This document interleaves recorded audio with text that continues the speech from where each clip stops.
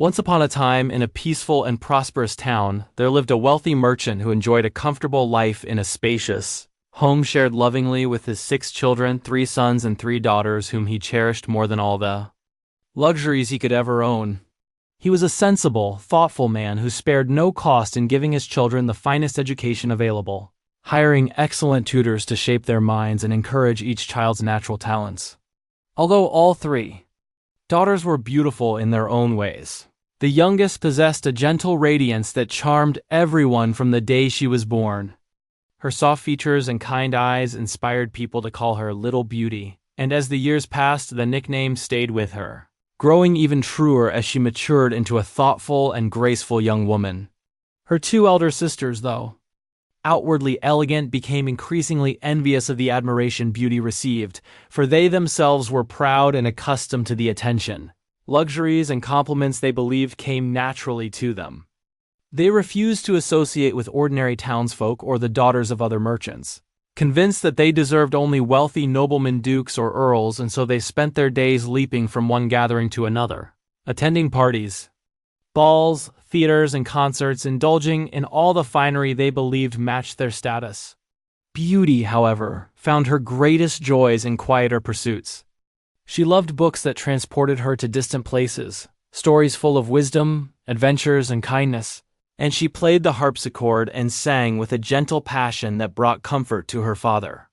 Many wealthy men came seeking the hands of the older daughters, but the sisters refused them coldly, waiting for aristocratic proposals that never came. While Beauty politely thanked those who admired her and explained she felt too young to marry and preferred to remain with her father. Then, as if fate wished to test their characters, misfortune fell hard upon the family. The merchant lost his entire fortune almost overnight, swept away by cruel circumstances he could neither predict nor prevent. When he told his children they must leave the city behind and live in a small country house, earning their keep through honest labor, the 2 older sisters erupted in fury, unable to imagine abandoning their glamorous routines, and they expected their admirers to rescue them from such a fate, but as soon as the money vanished, so did the attention. Their suitors disappeared, and townspeople, who had long been offended by the sisters' pride, mocked them for their downfall. Beauty alone stepped forward with compassion and quiet strength, insisting she would go wherever her father went, no matter how humble their new life might be. When they moved into the countryside cottage, everything changed drastically. The father and sons worked the land diligently, while Beauty rose early to cook, clean, fetch water, and manage the house, learning the rhythm of household chores that at first exhausted her but soon strengthened her body and spirit. Within 2 months she grew healthier than ever before, her good nature shining more brightly with each passing day.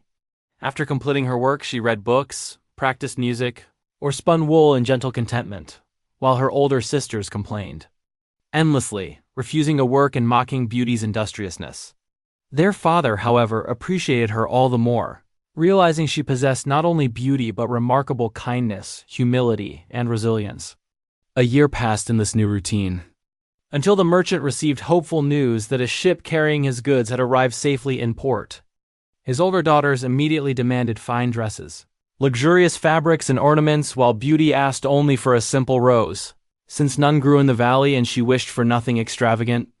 But upon reaching the city, the merchant found himself entangled in legal setbacks, losing everything once again. Heartbroken, he began his journey home, but a sudden storm overtook him. Snow, darkness, and bitter cold threatened to kill him before wolves could. Through the trees he spotted a light and discovered a magnificent, silent palace. His horse found shelter, and the merchant, finding no servants but many signs of invisible hospitality, a fire lit, a meal prepared, a bed warmed, accepted the mysterious generosity, and slept. In the morning he found fresh clothes and a garden blooming with flowers, and remembering Beauty's wish, he plucked a single rose.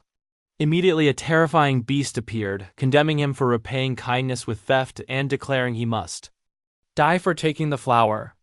The merchant begged forgiveness and explained it was for his daughter who had asked for nothing else. And after a tense moment, the beast allowed him to live only if he returned with one of his daughters who must come willingly and accept his punishment. Otherwise, the merchant himself must return in 3 months. Horrified but relieved to at least say goodbye, he returned home and told his children everything. Beauty, seeing the rose as a symbol of her father's impending death, bravely insisted on going in his place. Despite protests from her brothers, she remained firm, and at daybreak she and her father returned to the palace where the beast confirmed she had come of her own free will. He allowed her father to leave but warned him never to return. Alone and frightened, Beauty wept, but soon discovered a room made especially for her, furnished with everything she loved: a library, instruments, beautiful dresses, and a magic mirror that allowed her to see her father whenever she wished. The beast dined with her each evening at 9, revealing a shy and gentle nature despite his frightful appearance. Beauty, though startled by him at first, grew to appreciate his honesty, kindness, and gentle heart. Every night he asked her to marry him, and every night she gently refused, telling him she valued him as a friend. Over time, she realized she cherished his company more deeply than she expected. When she asked to visit her father, fearing he was ill, the beast agreed on the condition that she return within a week, giving her a magic ring to transport her home. She returned and found her father recovering, while her jealous sisters envied her luxurious gifts and plotted to keep her longer, hoping the beast would punish her. Moved by their false kindness, Beauty stayed an extra week, but soon her heart filled with dread and she dreamed of the beast dying of sorrow. Terrified, she used the magic ring to return immediately and searched the palace until she found him.